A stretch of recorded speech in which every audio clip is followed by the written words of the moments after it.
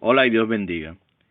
Hoy vamos a tratar de encontrar respuesta a esta pregunta. Si existen planes de redención de parte del Señor para los pueblos antiguos, es decir, esas personas que vivieron en esos pueblos antiguos que nunca escucharon hablar del Dios verdadero, del Dios de Abraham, de Jacob, de Isaac, que nunca escucharon hablar de Jesucristo y que si algunos que también escucharon, pero escucharon de lejos, sin llegar ni siquiera a acercarse a de qué se trataba el asunto. Entonces, la pregunta es esa. Son tantas las personas que han vivido en los pueblos originarios, los pueblos antiguos también, más antiguos, que no recibieron, y todavía al día de hoy existen tribus, existen pueblos que no están recibiendo. Y no solo tribus, hay familias, poblaciones completas hoy en día que no están recibiendo el Evangelio de ninguna manera, por su contexto cultural, geográfico. Entonces, ¿qué pasa con esos pueblos? ¿Cómo Dios, qué planes tiene Dios? ¿Hay alguna oportunidad de redención para esos pueblos? ¿Para nuestros padres? Y cuando hablo de nuestros padres lo digo porque, por ejemplo, en mi país tenemos antecedentes de los taínos, pero también vemos que en América tenemos a los incas, tenemos a los aztecas, tenemos a los mayas, ¿verdad? Y otros pueblos, tenemos a los muchos pueblos, los pueblos del norte de América también, que le llamaban los pieles rojas, no recuerdo cuál era su nombre ahora mismo, de los cuales todavía muchos sobreviven. Y como les digo, eh, muchos pueblos no han recibido el mensaje de salvación y no han conocido de Dios. Pero también hay pueblos en la antigüedad. En la antigüedad, mucho antes de Cristo, pasó más tiempo antes de Cristo que el tiempo que ha pasado después de Cristo. Sabemos que las Américas fueron descubiertas, vamos a decir, así se dice, descubiertas. Vamos a decir más bien que se encontró Europa, ¿verdad? Y Asia fueron reconectadas a América en los años a partir del año 1492. ¿Qué pasó durante todos esos otros años? Toda esa gente que vivieron y murieron allí. Y después de esa digamos, conquista de América, ¿verdad? No llegó a todos los pueblos. Todavía hay pueblos donde la conquista todavía no ha llegado, por decirlo así, ¿verdad? La conquista. Pero esta es la realidad. Y los pueblos antes, cuando solamente le era dado prácticamente solo al pueblo de Israel el conocimiento de Dios y a muchos otros, a muy pocos otros pueblos, mejor dicho, el conocimiento de este Dios. Entonces, ¿qué tiene Dios para estos pueblos? Vamos a ver qué dijo Jesús, que podamos ver referente a esto. Jesús dijo varias cosas sobre en la que podemos visualizar o ver aspectos relacionados con este tema. Por ejemplo, podemos ver en Mateo 11, 20 al 24, que Jesús no habla de la siguiente manera. Dice, vamos a leer primero el verso 20 y 21, dice, entonces comenzó a reconvenir a las ciudades en las cuales se habían hecho muchos milagros, porque no se habían arrepentido, diciendo. Entonces Jesús, de las ciudades donde él sí predicó y donde sí hizo milagros en ese tiempo, ¿verdad? Él ahora compara esas ciudades con ciudades donde no llegó, algunas donde llegó limitadamente y otras donde sí llegó la palabra de Dios y donde él obviamente no hizo los milagros que está haciendo allí. Y dice lo siguiente, ay de ti Corazín y ay de ti Betsaida, porque si en Tiro y en Sidón se hubieran hecho los milagros que han sido hechos en vosotras, tiempo ha que se hubieran arrepentido en silicio y en ceniza. Entonces, este Tiro y Sidón eran ciudades portuarias. Hoy en día Tiro está unido al continente, pero en aquellos tiempos Tiro era una isla muy rica, porque era un punto de de intermedio, vamos a decirlo así, de comercio. Era una ciudad comercial que conectaba el antiguo mundo de alguna manera mediante el comercio. Y Sidón era una ciudad que es cercana, ya dentro del continente, y que conecta, tenía algún tipo de conexión. Si nosotros buscamos en el mapa hoy la ciudad de Tiro, no la vamos a ver como una isla porque fue conectada al continente. Fue conectada al continente después de la conquista de Alejandro Magno y mucho tiempo después de esto, pero aquí fue cuando comenzó, porque ahí fue cuando cayó la ciudad de Tiro, ¿verdad? Pero bueno, ¿qué es lo que dice Jesús aquí? De esas ciudades en las que él sí predicó y que hizo milagros, ¿verdad? Corazín y Betsaida, él dice, porque si en Tiro y en Sidón se hubieran hecho los milagros que han sido hechos en vosotras, tiempo ha que se hubiesen arrepentido en silicio y en ceniza. Dice luego, por tanto os digo que en el día del juicio será más tolerable el castigo para Tiro y para Sidón que para vosotras. Y aquí se está refiriendo, claro, a los pueblos de esas ciudades, porque las ciudades son solo territorio, ¿verdad? Pero lo que lo forman son los pueblos. Entonces, cuando Jesús dice de las ciudades, se está refiriendo a los pueblos de esas ciudades. Entonces, ¿qué él está diciendo? Que va a ser más tolerable, ¿verdad?, el día del juicio para Tiro y Sidón, ciudades que eran consideradas en la antigüedad ciudades pecadoras, ¿verdad? Ciudades muy pecadoras, ciudades paganas, que tenían sus propios dioses, que tenían lugares de adoración. De hecho, en Tiro había un lugar de adoración y en el centro un templo donde se adoraba a un dios pagano principal, que era el dios principal de Tiro.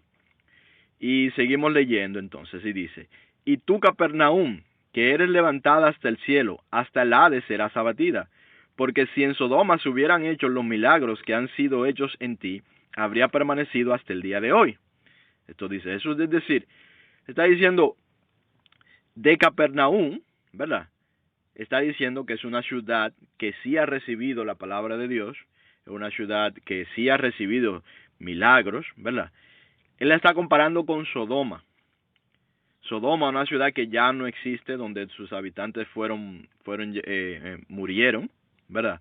En tiempos antiguos. Se está diciendo, si en esa ciudad se hubieran hecho los milagros que se han hecho en ti, ¿verdad? Y hubieran recibido la predicación que tú has recibido, esto dice Jesús, esa ciudad hubiese permanecido y hubiese alcanzado en ese momento, vamos a decir lo que está diciendo, misericordia para permanecer. Seguimos leyendo y dice en el 24, por tanto os digo que en el día del juicio será más tolerable el castigo para la tierra de Sodoma que para ti. Es decir, será más tolerable el juicio que para ti. Tenemos otra referencia a este mismo texto, las cuales no vamos a leer por razones de tiempo, pero la pueden encontrar aquí. Vemos en Lucas 10, versos 10 al 16, Mateo 12, 38 al 42 y otras referencias que vemos aquí marcadas. Continuamos y vamos a ver lo siguiente. Hay cosa que hay que tener en cuenta. Los antiguos creían, ¿verdad? Jesús nos vino a traer una revelación superior de la naturaleza de Dios y de cómo funcionan las cosas. Pero los antiguos, al no tener esta revelación, y me refiero por los antiguos aquí, nos referimos por los antiguos a los antiguos que sí habían recibido, que sí sabían que había Dios, que había un Dios omnipotente, un Dios único y verdadero, que sí tenían este conocimiento, pero que no lo entendían, ¿verdad? Como Jesús lo está revelando. ¿Y qué creían ellos? Ellos creían, vamos a leer aquí, ellos creían que los malos, los males, es decir, los males, las calamidades, las tragedias, ¿verdad? Solo venían sobre aquellos que eran los más injustos. Es decir, que era por eso. Esto es evidente al ver lo dicho por sus amigos a Job y luego lo dicho por Dios, dando a conocer que este pensamiento era equivocado. Vamos a ver algo sobre el libro de Job. Pero antes de eso, en alguna de estas lecturas que tenemos aquí, nosotros podemos ver claramente cómo Jesús dice, de personas en lugares en los que han ocurrido tragedias, Jesús dice que no es porque fueran más pecadores que los que están aquí o los que están allí. ¿verdad? No es por eso. Y dice, antes si no os arrepentís, pereceréis igualmente. Eso está en alguna de las referencias que tenemos aquí, lo pueden buscar. Entonces, ¿qué vamos a ver sobre Job? En los tiempos de Job, como podemos encontrar en el libro de Job, Job fue abatido de gran calamidad, ciertamente. Podemos ver en el libro de Job, si lo estudiamos, que fue Satanás, ¿verdad?, quien le hizo esto a Job, y que ciertamente Dios permitió a Satanás que hiciera esto, que hiciera estas atrocidades a Job. Y esto surge otra pregunta que da para otro estudio: ¿por qué Dios lo permitió? Bueno, efectivamente Dios lo permite porque sobre todo nosotros hay pecado, y el pecado permite, ese pecado que está sobre nosotros, en realidad es lo que permite que el enemigo pueda obrar en este mundo. El principado del mundo fue dado a Satanás, pero ese principado es limitado por la misericordia de Dios, ¿verdad? Pero es misericordia hasta un tiempo, porque dice la palabra que todo el hombre debe morir, ¿verdad? ¿Y por qué debemos de morir? Por ese pecado, como le dicen, el pecado original, ¿verdad?, en el cual todos hemos sido hallados culpables, y además porque en realidad todos hemos pecado también, todos somos hallados culpables, en realidad. Entonces, el principado de este mundo le pertenece a Satanás, y Satanás, en este caso, en este libro, lo que vemos es cómo Satanás es el que hace el mal, y no Dios, sino que Satanás, por medio de esos derechos adquiridos, vamos a decirlo así, se presenta delante de Dios para hacer el mal que le sea permitido por esos derechos que él adquirió. Pero como les digo, esto da por otro tema. Lo que vamos a ver aquí es de sus amigos, los amigos de Job, sobre cómo creían los antiguos, cómo pensaban muchas veces muchos de los antiguos que sí conocían de Dios. Y vemos aquí uno de los amigos de Job, Elifaz, y también sus otros dos amigos, pero vamos a ver aquí lo que dice Elifaz. Elifaz le dice a Job sobre su padecimiento. Dice Job 4, 7 al 9, dice: recapacita ahora, ¿qué inocente se ha perdido? ¿Y en dónde han sido destruidos los rectos? Como yo he visto, los que harán iniquidad y siembran injuria, la ciegan. Perecen, por el aliento de Dios, y por el soplo de su ira son consumidos. Bien, ¿qué es lo que estamos viendo aquí? Estamos viendo que Elifaz, ¿verdad?, en este discurso, que es más extenso obviamente, le está de algún modo diciendo a Job que todo lo que le está aconteciendo es porque él ha sido más injusto. Es decir, él está tratando de poner que Job ha obrado con injusticia y que está cosechando esa injusticia. Y que, es decir, él le está diciendo, si esto te está pasando, si esta calamidad te está pasando, algo es porque tú has obrado mal.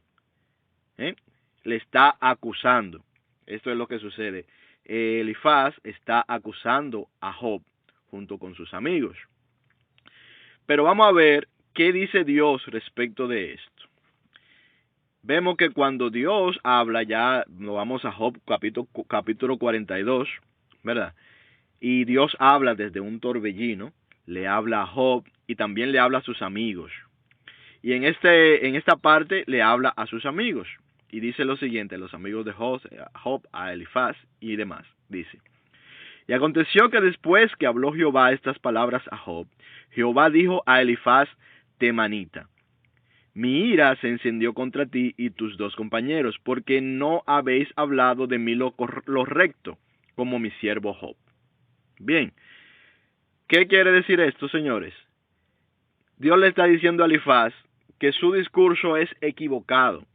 Es decir, que ese discurso de acusación contra Job, ¿verdad?, ese discurso de poner toda la culpa sobre él, está equivocado, porque ellos no han entendido la verdad sobre Dios.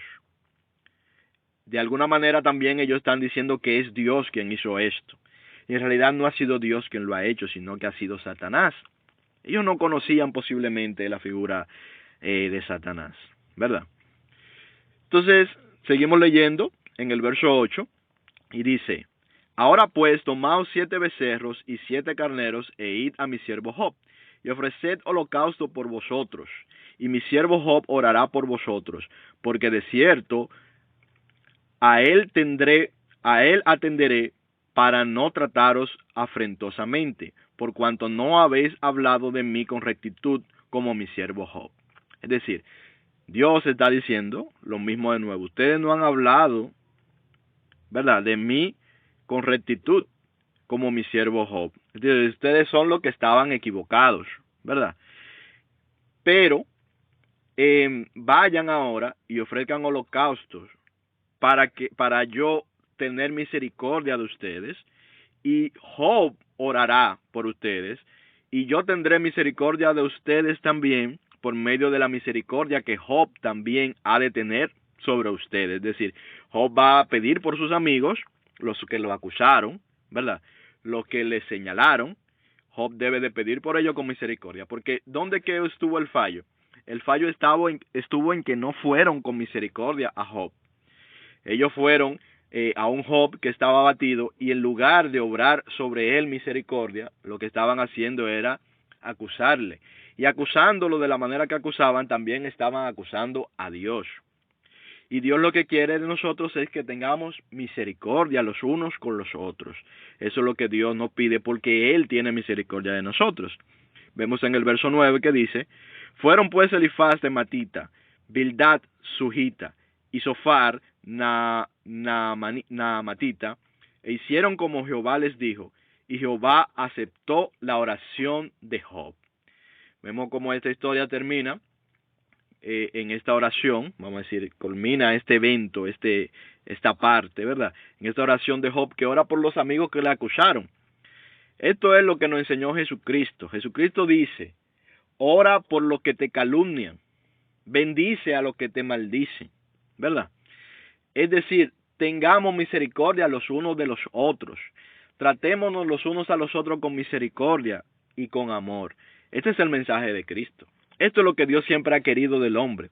Dice el Señor: sacrificio no quiero, sino misericordia. Leamos en lo siguiente, y dice precisamente sobre esto, y dice: Dios siempre busca ofrecer misericordia.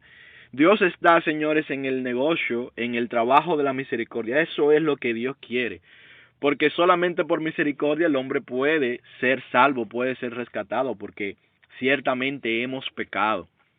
Entonces, la única forma que Dios puede sacarnos del hoyo es por medio de la misericordia. Y nos dice a ustedes: obren misericordia para que el acusador, Satanás, ¿verdad?, no tenga poder sobre ustedes. Esto es lo que Dios nos está diciendo.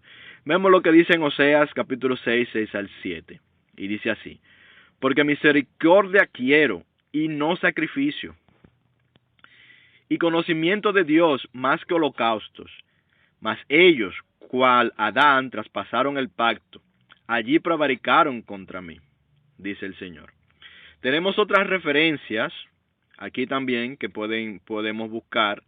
Hay más referencias que estas que están aquí también de esta idea, pero aquí tenemos algunas. Entonces, ¿qué es lo que dice el Señor? El Señor lo que quiere es que seamos como Él en tanto misericordiosos los unos con los otros, que nos tratemos los unos a los otros con misericordia, que nos veamos así, ¿verdad? A pesar de las cosas malas que podamos hacer unos y otros, que unos a otros nos tratemos con misericordia. Que seamos como Él, que es bueno, que hace salir el sol para malos y para justos por igual, ¿verdad? Que da el pan a buenos y malos. Dice: sé misericordioso, dice el Señor, como yo soy misericordioso. Este es el mensaje de Jesucristo. Entonces, Dios siempre busca ofrecer misericordia. Ese es una de sus características primordiales para con nosotros, la misericordia. Entonces, vamos a ver ahora, entrando más de lleno en el tema, y después de tener estos conceptos un poquito más claros, vamos a ver sobre la restauración de Israel. Recordemos que Israel también es un pueblo antiguo, y que si bien Israel recibió la palabra de Dios, ¿verdad?, y también recibió a Jesucristo, no así la mayoría. La mayor parte del pueblo de Israel no recibió Es decir, tuvo el testimonio, pero no lo recibió. Bien, la mayor parte de Israel no recibió el testimonio. Muchos de ellos sí, una parte de ellos sí recibieron el testimonio de Cristo, recibieron a Cristo y también obedecieron a la verdad, a lo que Dios le había venido diciendo desde la antigüedad, pero no fue la mayoría. Es lo que le llamamos, vamos a decir, el remanente, ¿verdad? Pero ¿qué tiene Dios para con Israel? En este capítulo 11 de Romanos, el hermano Pablo nos viene enseñando sobre cómo, dándonos ejemplos, ¿verdad? Ejemplos y parábolas de cómo la caída de Israel, vamos a decirlo así, del pueblo de Israel, su caída en el pecado, en la adoración fingida, específicamente es en eso, en la falta de misericordia, porque seguían los rituales, pero no tenían misericordia los unos de los otros, muchos de ellos, no todos, pero muchos, la mayoría. Entonces, ¿qué es lo que dice? Que ellos, de alguna manera, fueron quitados del árbol, ¿verdad? Como ramas, sus ramas fueron quitadas del árbol, y que entonces entramos los gentiles somos los que no somos israelitas, ¿verdad? Pero ¿qué nos dice él? Porque que hay un misterio, y el misterio es que Israel, todo Israel debe ser salvo. Entonces, ¿qué nos dice aquí? Dice, verso 25, porque no quiero, hermanos, estos son los gentiles que le dice eso, es decir, a nosotros los gentiles, los que no somos de Israel, y que hemos entrado, ¿verdad?, en la iglesia de Cristo, es decir, que hemos procedido al arrepentimiento. A nosotros está dirigido estas palabras, dice, porque no quiero, hermanos, que ignoréis este misterio, para que no seáis arrogantes en cuanto a vosotros mismos, que ha acontecido a Israel endurecimiento en parte, hasta que haya entrado la plenitud de los gentiles. Es decir, Pablo nos está diciendo, no sean ustedes arrogantes porque han obtenido la salvación en Cristo, ¿verdad? Porque ciertamente Israel ha sido endurecido en parte, ¿verdad? Hasta que entre la plenitud, la plenitud de los gentiles. ¿Qué es la plenitud de los gentiles? Los gentiles somos nosotros. Bien. Y dice, y ahora Pablo cita las escrituras y dice, y luego todo Israel será salvo, como está escrito. Vendrá de Sión el libertador, que apartará de Jacob la impiedad. Y este será mi pacto con ellos cuando yo quite sus pecados. Es decir, aquí Pablo nos está recordando que el Señor prometió que el pueblo de Israel, que todo Israel sería salvo y que Él quitaría la impiedad de Jacob. Jacob es el mismo Israel, es la persona llamada Jacob, que fue llamada por Dios Israel, y el pueblo de Israel son sus hijos. Bien, entonces por eso dice, quitaré de Jacob la impiedad, es decir, quitaré de Jacob lo malo. Esta es la redención, esta es la restauración, esta es la redención y la justificación por medio de Cristo, por medio de ese libertador que viene de Sión. Y dice, en el 27 repetimos, y este será mi pacto con ellos cuando yo quite sus pecados, porque es Cristo quien va a terminar por quitar el pecado de Israel. Esto es una promesa de Dios, y esta promesa se repite a través de la Biblia. La podemos ver en varias referencias, y vemos incluso cómo Dios jura por sí mismo, ¿verdad? Jura por sí mismo que que Él va a rescatar a Israel. Bien, entonces esto no lo podemos ignorar, señores. Por eso Pablo nos lo dice, no ignores este misterio, Israel va a ser restaurado. Entonces, ¿Jerusalén es peor que Sodoma? Esta es la pregunta. Es decir, así, si Dios ha decidido que va a tener misericordia de los israelitas, ¿verdad? Pero ha sido Jerusalén, la ciudad de Jerusalén, centro de Judá, el centro de donde está el rey, donde estaba el templo, donde iban a adorar. Esta ciudad, la ciudad del rey, es considerada sus pecados mayores que los de Sodoma. Leemos en Ezequiel capítulo 16, 46 al 48 y dice, y tú, esto se está refiriendo a Jerusalén, ¿de acuerdo? Lo que pasa es que tendremos que leerlo más para arriba para poder verlo, pero como siempre digo, para razones de tiempo no lo vamos a leer completo. Entonces vamos a leer desde el 46, se está refiriendo a Jerusalén y dice, Cuando dice tú aquí, se está refiriendo a Jerusalén. Y dice, y tu hermana mayor es Samaria. Es decir, la hermana de Jerusalén, la hermana mayor dice, es Samaria. Ella y sus hijas que habitan al norte de ti. Y tu hermana menor es Sodoma con sus hijas, la cual habita al sur de ti. Ni aun estuviste en sus caminos, ni hiciste según sus abominaciones. Antes, como si esto fuera poco y muy poco, te corrompiste más que ellas en todos tus caminos. ¿Qué es lo que está diciendo aquí en la profecía que le fue dada a Ezequiel? Está diciendo que Jerusalén se corrompió más que Sodoma y más que Samaria en todos sus caminos. Seguimos leyendo en el verso 48. Vivo yo, dice Jehová el Señor, que Sodoma tu hermana y sus hijas no han hecho como hiciste tú y tus hijas, dice el Señor. Es decir, que Sodoma no fue tan perversa delante de los ojos de Dios como lo fue Jerusalén y sus hijas. Recordemos lo que dijo Jesús, que leímos hace un momento, ¿verdad? Cómo Jesús habló sobre esto. Y dice él que si Sodoma se hubieran hecho los milagros, hubiese permanecido, si se hubieran hecho los mismos milagros que muchas de esas ciudades, las hijas de Jerusalén precisamente. Y tengamos en cuenta que esto es Ezequiel, esto es siglos antes de la venida de Jesús, la primera venida de Jesús. Sin embargo, Jesús nos da luz sobre esto y nos muestra esto. Entonces, la pregunta, ¿tendrá Dios misericordia de ciudades como Sodoma, de esos pueblos? ¿Lo tiene Dios reservado también a ellos para algún tipo de misericordia? ¿Tiene Dios planes para estos lugares? Seguimos leyendo en Ezequiel y vamos ahora al verso 60 y 61. Antes de esto, no lo tengo aquí, pero en el verso 55, ustedes lo pueden buscar, Ezequiel 16:55, dice el Señor que sobre Sodoma, sobre Samaria, ¿verdad? Dice que van a ser restauradas todas a su estado original. Dice que todas van a ser restauradas. Y lo dice también de Jerusalén. Bien, pero lo pusimos en esta parte aquí porque aquí le vamos a ver un poco más el énfasis. Bueno, que lean el 55. Realmente debía estar aquí, pero no está. Lo pueden buscar en sus Biblias.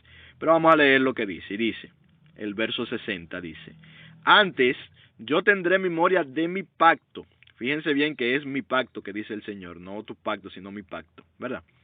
Antes yo tendré memoria de mi pacto que concerté contigo en los días de tu juventud y estableceré contigo un pacto sempiterno. ¿A qué se refiere el Señor cuando dice de un pacto sempiterno?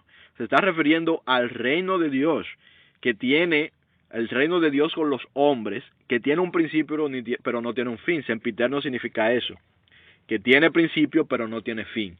Algo eterno es algo que no tiene principio ni final. Algo sempiterno es algo que tiene un principio pero no tiene un final. Es decir, se extienden hacia el futuro de manera infinita, pero tiene un principio. Sabemos que este reino de Dios con los hombres se establece a partir de un momento, y por eso dice sempiterno. Antes yo tendré memoria de mi pacto que concerté contigo en tus días de tu juventud, es decir, con tus padres, ¿verdad? Y estableceré contigo un pacto sempiterno. Y te acordarás de tus caminos y te avergonzarás, dice el Señor, cuando recibas a tus hermanas, las mayores que tú, y a las menores que tú, las cuales yo te daré por hijas, mas no por tu pacto. Es decir, el Señor está diciendo aquí, en la profecía que le fue dada a Ezequiel, Jehová le dice que él, ¿verdad?, tendrá memoria del pacto que concertó con los padres, los primeros, en los tiempos de la juventud de Israel, ¿verdad? Y que a esas ciudades que las ha puesto por sus hijas, dice que Sodoma, ¿verdad?, que Samaria, y menciona otras ciudades también, ciudades de ellas que son mayores y otras que son menores, todas ellas van a ser puestas por hijas de Jerusalén, ¿verdad? Todas ellas son puestas por sus hijas, por hijas de Jerusalén, y que él también las librará. Él también tendrá misericordia de ellas, pero no por el pacto de Jerusalén, no porque Jerusalén haya cumplido el pacto, sino porque él por el pacto que Él mismo concertó, señores. Está hablando del pacto que es en Jesucristo, la salvación por medio de la fe, de la gracia, ¿verdad? Leamos de nuevo ahora y vamos a leerlo de nuevo y dice, y te acordarás de tu camino y si te avergonzarás. ¿Por qué te avergonzarás? Te avergonzarás de haber señalado a esas ciudades que no fueron peores que tú. Esas ciudades no fueron peores que tú, pero yo he decidido tener misericordia tanto de ellas como de ti. He decidido tener misericordia. Y dice, cuando recibas a tus hermanas las mayores que tú y las menores que tú, las cuales yo te daré por hijas, mas no por tu pacto. Seguimos leyendo 62, dice, sino por mi pacto que yo confirmaré contigo y sabrás que yo soy Jehová. Para que recuerdes y te avergüences y nunca más abras la boca. Es decir, nunca más acuses a tus hermanas a causa de tu vergüenza. Nunca más abras la boca a causa de tu vergüenza, porque incluso en ti se hicieron mayores abominaciones, es lo que está diciendo el Señor. Cuando yo perdone todo lo que hiciste, dice Jehová el Señor, es decir, cuando sepas que tu salvación no es porque tú fuiste más justa, es porque yo quise perdonar todo lo que hiciste, porque yo, el Señor, Jehová, he querido tener misericordia de ti y también de tus hermanas. Esto es lo que el Señor está diciendo. Bien, entonces, obviamente ya ustedes pueden entender lo que estamos aquí, podemos entender por dónde va esto. Entonces, ¿se acordará el Señor también de nuestros antepasados? Jesucristo menciona muchas más ciudades que esta, ¿verdad? Menciona muchas ciudades para dar este ejemplo. Y da ejemplo también con grupos de personas a los que le han pasado cosas. Y él dice, no es que ellos eran más malos que ustedes, o que estos o que aquellos, o que eran más pecadores, ¿verdad? Sino que estas cosas son cosas que deben de acontecer. No, la salvación va a venir por el arrepentimiento al final para todos, hay ofrecimiento de esto. Entonces, ¿qué pasa con los antepasados? ¿Qué pasa con nuestros antepasados en las Américas? ¿Qué pasa con los antepasados en Europa, en Asia, en Australia, y en todos los continentes? ¿Qué pasa con todos esos pueblos que no recibieron la palabra, que no pudieron proceder al arrepentimiento? ¿Qué pasa con todos estos pueblos cuando muchas de estas ciudades de Israel que sí recibieron la palabra, pero en ese momento no procedieron al arrepentimiento?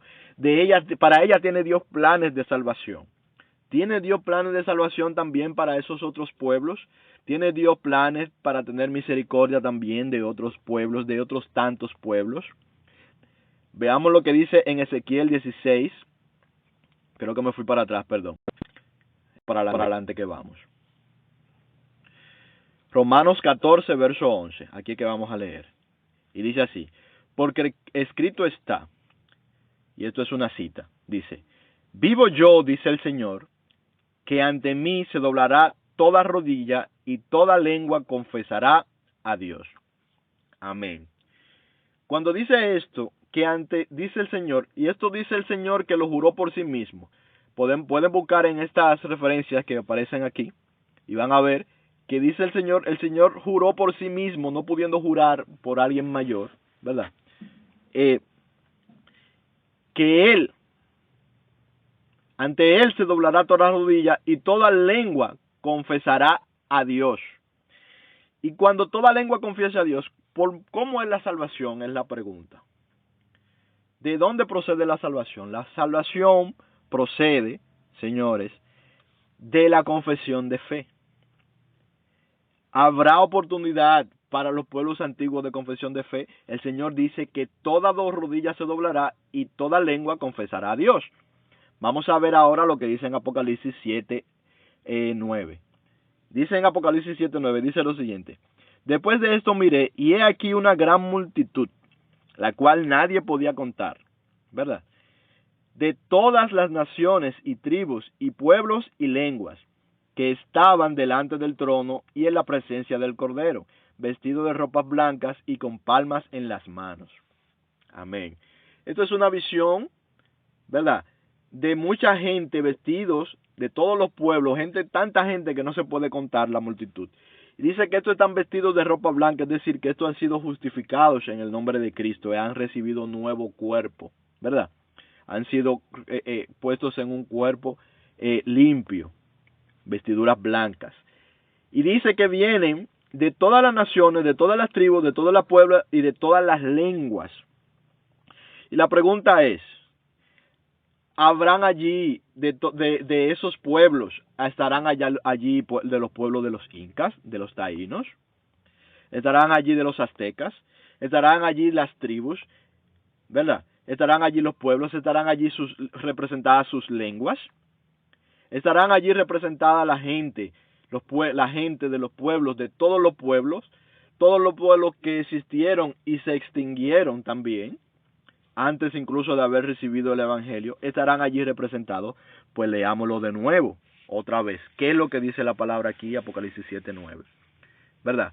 He aquí una gran multitud la cual nadie puede contar. ¿De dónde? De todas las naciones, de todas las tribus y pueblos y lenguas, es decir, de todos los idiomas, de todos los pueblos, de todas las tribus, que todavía al día de hoy hay tribus que no han recibido el Evangelio, que siguen estando vivas al día de hoy esas tribus, de todas las naciones, y allí la gente está yendo a la muerte, ¿verdad?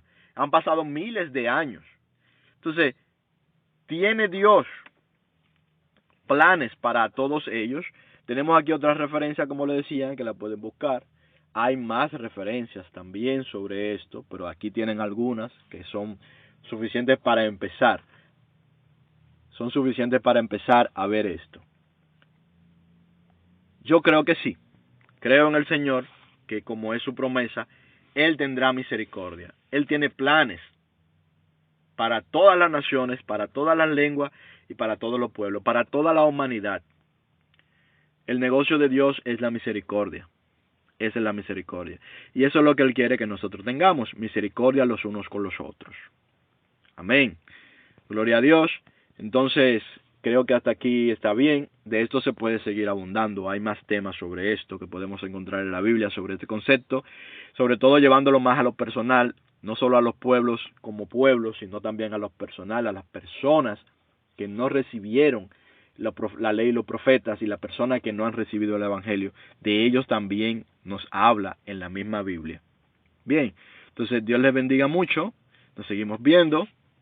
Chao.